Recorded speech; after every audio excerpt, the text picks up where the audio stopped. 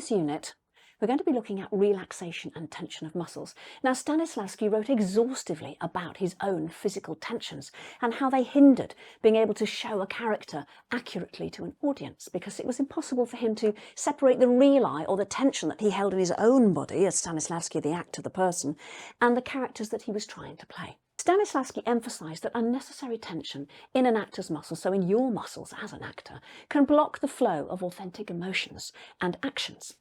And relaxation enables natural movements to flow. It allows you to react truthfully and fluidly on the stage. So we must understand where we hold tension and how to manage it. So you might want to use some exercises like shaking out your limbs or deep breathing to release the tension in your body and to encourage free and natural gestures. If you're in a conservatoire or in a university environment where you're studying every day this whole business of training to be an actor, you'll know what I mean by these body-freeing exercises and the deep breath engagement work. Tension creates intentional physical expression. So sometimes we want tension. We want to be able to show, for example, that a character is uptight. And sometimes we want to be able to show that a characters are incredibly loose. But in so doing, we have to be able to do this work of physical isolation. We have to know where we hold tension. Is it ours, and do we want it to be there, or do we need to free it? So while relaxation is crucial, Stanislavski also recognised the purposeful use of muscle tension to convey a character's emotional or psychological state. So controlled tension, that's what I want to talk about. Controlled tension, so tension that you're aware of, can demonstrate stress or fear or anger or a host of other emotions that affect the body in that particular way. So find yourself a space where you can intentionally engage your specific muscles to just practice this exercise of conscious tension. So you might want to clench your fists, for example, or raise your shoulders, or maybe just tense your bum cheeks even, just to paralyze the lower part of your spine, and that's going to reflect your character's inner turmoil. It might be useful to you in trying to find a physicality in an improvised way. So what do we mean by tempo rhythm? Well, tempo is simply the speed with which you do something or you say something, and the rhythm is the pattern or the shape that it makes, either through the voice or through the body.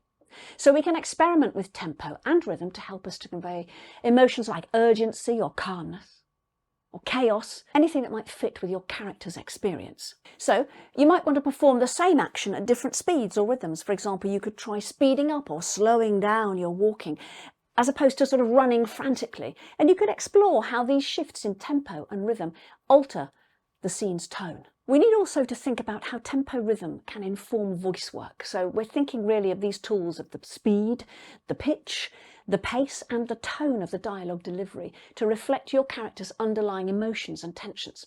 So changing vocal rhythm can reveal subtext such as hesitation or excitement or irony. You know, you can put that kind of sour tone through something. And if you ask me, for example, you know, do I like the meal that you've just given me? I'd say, yeah. And you'd know through the tone that I've soured it with that I wasn't particularly keen on what you'd offered me. And this adds depth to your performance. So for your own playful purposes, you could experiment with reading lines with different tempo rhythms and pitches to uncover new meanings or emotional layers in that text, and really play with that. You know, play with going very, very quickly and then going very, very, very slowly. And then thinking perhaps about using super high head notes and then very, very low chest notes, and ululating quite rapidly between those two vocal dynamics. So thinking about integrating relaxation, tension and tempo rhythm really helps us to uncover those layers of authenticity. The really expert application of tempo rhythm comes when you are able to combine relaxation and controlled tension.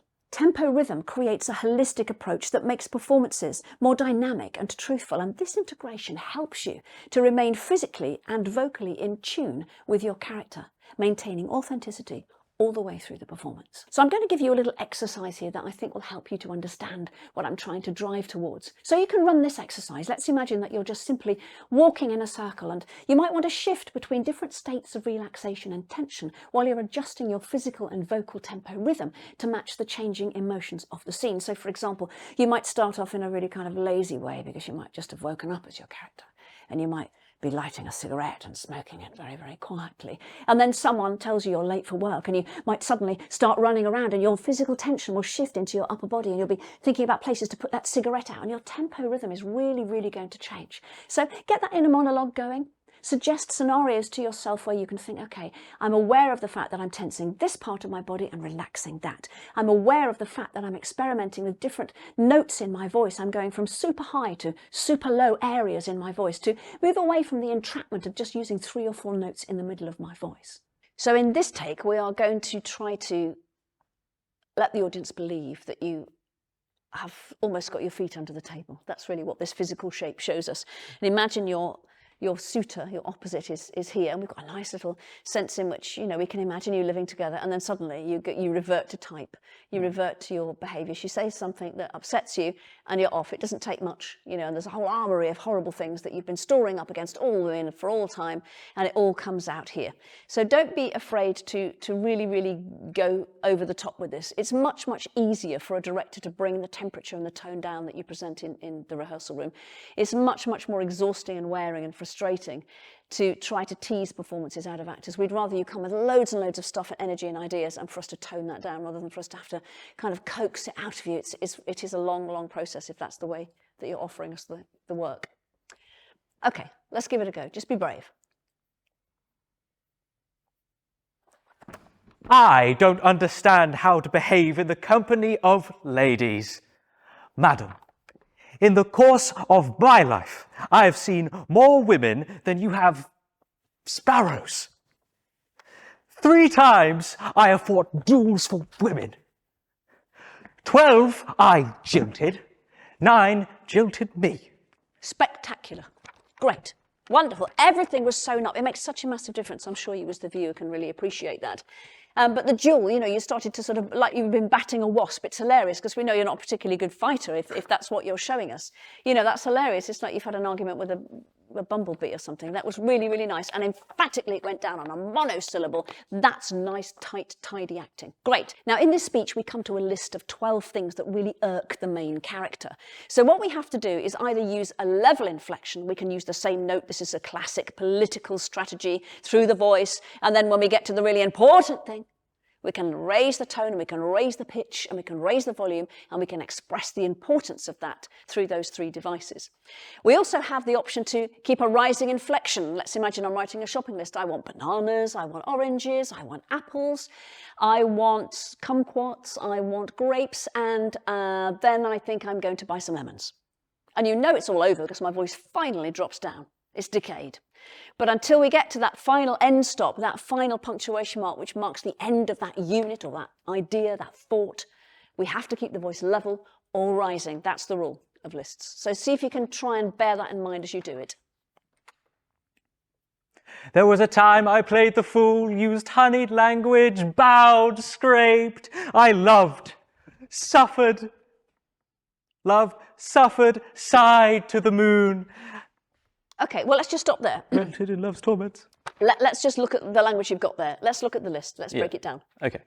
Tell me the list. So the list is, there was a time I played the fool, used honeyed language, bowed and scraped. Tell me about honeyed language. What is honey? Honey is sweet. Okay, and also, consistency-wise? It's quite sticky. Right. Yeah. So if we can put that through the voice, that would be fantastic. If you were doing a children's television programme voiceover and you were playing characters, let's think of Fifi and the Flower Tots. You know, Tim Whitnell does Slugsy, the slug, and he does it like this because he wants you to imagine that it's a really, really slimy, slippery creature. And if he was playing a honeybee, you know, he might well think about stretching those vowel sounds out because it's sticky. Honey is sticky and therefore it's more gluey on the voice. So let's get the glue of the suggestion of the poetry in the work here through into the voice. So let's imagine performing these words and embodying them to such a degree that we actually become them. So our voice is stretched out like honey on a spoon, you know, dribbling into a cup of tea. What's the next one? The honeyed, what comes after that? Honeyed language, bowed and scraped. Okay, bowed and scraped. Scraping, imagine fingernails on a board. It's my worst nightmare, really, apart from knives on a plate. That's also there with that kind of that high-end frequency. We need to get that scratchiness into the voice. So we've come from the honeyed legato section here, and we're coming to something much more scratchy. You know, so we need to think about thinning off the voice and making it sound really unpleasant to the ear. What's next? I loved, suffered. Loved. And think about that middle vowel sound. In vowel sounds, we have the emotion of a word. All the consonants do is scaffold a word and give it its intellectual structure, if you like. But the middle of a word, the vowels in the middle of a word, particularly the word love, you can't help but breathe out through that. And your whole body engages with that outpouring of breath, which is a beautiful way of embodying the word love. So we've got honey, and we've got scratching, and then we've got the sighing of love. And what have we got next? Suffered. Okay, suffering. It's a thin, mean, unpleasant business through tension, isn't it? Suffering is a tense thing. If I made you really suffer now, you can imagine, can't you, what your body would be doing? Let me see some of the results of suffering. Yeah, it is. It's tension, isn't it? So that needs to come out in the voice. So let's look at the clues, the performance clues, because they are. Yeah. The playwright will have chosen them to help you to perform the speech as they had imagined it when they were writing it, wherever they were when they were doing that. So what's the next word after that? Suffering? So from suffered, it's side to the moon. Side to the moon. And if we go side to the moon, we haven't done our job properly. Again, the out breath needs to be into text so that we can. And where's the moon? Great, it's up there, isn't it? So it's another clue for the voice work. It's a rising inflection to the moon. We need to imagine that with our voice, we've taken you all the way to the moon. Yeah. So let's do that with the voice. What else have we got? Melted in love's torments. Okay, and now we're going right up there, and now we've melted in love's torments. So we've gone from ultra high head voice into chest, haven't we? Because we said we've melted there. We've come down from there. We're right down here now. Yeah. So the anger really starts to seat itself at that point, doesn't it? What have we got next? Passion. I loved passionately. Okay. And now we need to think about how important the in-breath is. And this tells an audience an awful lot. If you just say these words without thinking about the percussion of the breath, we're not really going to get you there. What's that little phrase? I loved passionately. Okay. I loved. And if we hear the in-breath through the nose, can you do that for me? Great. And make sure the whole audience can hear that, because, that's a physical event on stage. I loved passion. And so the whole of the rest of the phrase is the out-breath into text, But we can see the tortured in-breath. We can hear it as well. The next one is I love to madness. Okay, and now he is a bit crazy. So we need to think about what madness would look like. Is it here in his head? Does he do some gesture like that to show you that he's crazy? And then the next one is I loved in every key. Okay, think about that, in every key. Are you a musician? A little bit. Okay. Tell me about what that means to you then in terms of its musicality. Well, in every key is using every single one of the piano keys. Right. So. And your voice is now the instrument. So how do you interpret that into your voice? I think I'd use pitch. Great. Yeah. Brilliant. And pitch is where your voice is situated. Very, very high notes, mid notes, low notes. So I think we're playing the entire piano, aren't we? I think, and that comes off the back of the madness, because if you get when you get a bit further through your actor training, the idea of madness is that it moves all around. It doesn't have that kind of settled sense of being in the middle of the voice like it would be, if you were just chatting. So I think we've got to think about how that works and imagine all those sort of black and white notes just dotting up and down the piano. What does that sound like? So we need to get all of that whole crescendo up and down, that whole 88 notes on the piano into the voice. Yeah. And chattered like a magpie on emancipation. Okay, and chattering is very quick, isn't it? So I think we need to think about the tempo there. So tempo becomes an overlay here at this point. Sacrificed half my fortune in the tender passion. Okay, that's a lot. Yeah. He spent a lot of money on roses is basically what he's saying. I bought rings, I bought jewels, I've taken them places, and it's never brought me any joy. Yeah. So basically he's a poor man now, Yeah. So you might want to show the inside of your pockets. I don't know, is there a performance opportunity there? There will be. And then that's the end. Until now, the devil knows I've had enough of it. Okay, so by the end of this, I think you're pretty exhausted. You've taken us through every single voice work device that there is, and you've put yourself into some very interesting positions on stage, all right? And this dear lady has sat here in silence, just taking this on board. So this is interesting, we'd have to make really significant decisions about whether we kept her downstage, and she just simply looked in astonishment into nothing, or whether she, in fact, was chased chaotically around the room by your madness, and this is what brings you together in the end. Yeah. Okay, do you want to have a go at that in terms of the voice work then? Absolutely. Okay, try to remember the golden rule of walking and talking at the same time and not walking through the ends of a phrase, because that really blunts things down. So let every turn be really, really deliberate, and look at the difference between just turning and turning on a breath. It's a massive difference, isn't it? Yeah. Because then it shows the audience where to look. I've even shown you to look at my hand, haven't I, in that? So if I don't go, if I just turn, And I've shown you that my finger ends is the next idea. So the audience, the 1,000 people are looking here at this tiny little place on the stage, rather than thinking, okay, where we're supposed to be looking now. The in-breath, the out-breath, the percussion of that rhythm of the breath really helps the audience to know where to focus. Okay, have a go, have a play, have an experiment. And I'm going to shout from the sidelines, more. Okay, probably a lot. There was a time I played the fool. I used honeyed language, bowed and scraped. I loved, suffered, sighed to the moon, and melted in love's torments. I loved passionately. I loved to madness. I loved in every key, chattered like a magpie on emancipation, sacrificed half my fortune to the tender passion, until now the devil knows I've had enough of it. Great. Wow, what a difference. Can you see the difference? Yes. Yeah, because that's the recipe instruction. Mm-hmm. You know, your playwright has said, look, I've given you all this richness and I expect you to have the training to bring to it, so that when I go and see a production of my own stuff, I can see my ideas invented new on stage. Yeah. And make it massive. I'm going to ask you now to dial it up by 50% more and use more of the space. Yes, all right? absolutely, yeah. That's cracking though. That's absolutely brilliant. Beautiful. I'd like a bit more chattering magpie. Yeah. Because when you hear magpies chattering, I've got loads nesting in my garden at the moment. It wakes me up about 3 o'clock in the morning. You know, they've got a kind of repetitive, again, it's a scratchy sound. It's not nice. He's gone mad with love, or frustrations in love. Okay, so dial it up. Let's make it much, much bigger, and particularly through the frame, which is the arms and the hands, okay? There was a time I played the fool, used honeyed language, bowed and scraped. I loved, I suffered, sighed to the moon and melted in love's torments. I loved passionately. I loved to madness. I loved to madness, loved in every key, chattered like a magpie on emancipation.